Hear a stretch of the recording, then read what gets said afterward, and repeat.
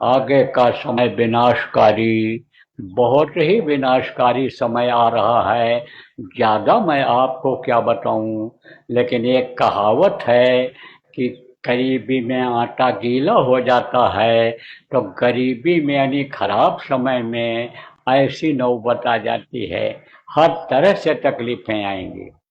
आप ये समझो, देश देश लड़ेंगे, जाति जाति लड़ेगी, धर्म धर्म लड़ेगा। ऐसा समय आ रहा है।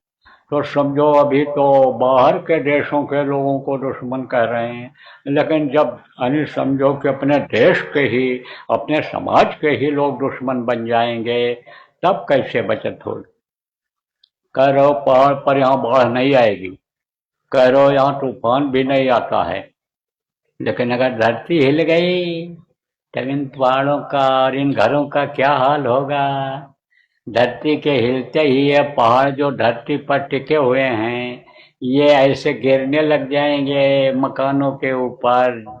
भाग करके कहाँ जाओगे, निकल नहीं पाओगे रात को। अगर पहाड़ गिरने लग गया, बारिश तेज हुई और बारिश से बचने के लिए घर में गए और पहाड़ गिरने लग गया, कैसे बचत हो पाएगी। जान बचे बड़ भाग, ऐसा समय आ रहा है।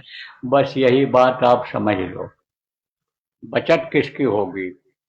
बचत होगी धार्मिक लोगों की होगी, भजनानंदियों की होगी, जिनका चाल चलन खान पान अच्छा है, उनकी बचत होगी।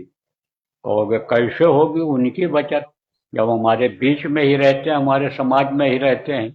तब आप कोई मांसाहारी हो गए, शराबी हो गए, कबाबी हो गए, आप कोई सटोरिये हो गए, आप कोई ऐश आराम वाले हो गए, पराई स्त्रियों को बर्बाद करने वाले हो गए, तो आप कहोगे वो कैसे बचेंगे।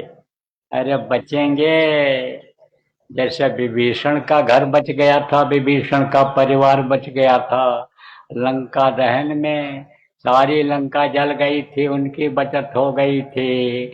ऐसे बचोगे। जैसे ध्रुव बच गए थे, जैसे प्रहलाद बच गए थे, ऐसे ही भक्तों की बचत होती है।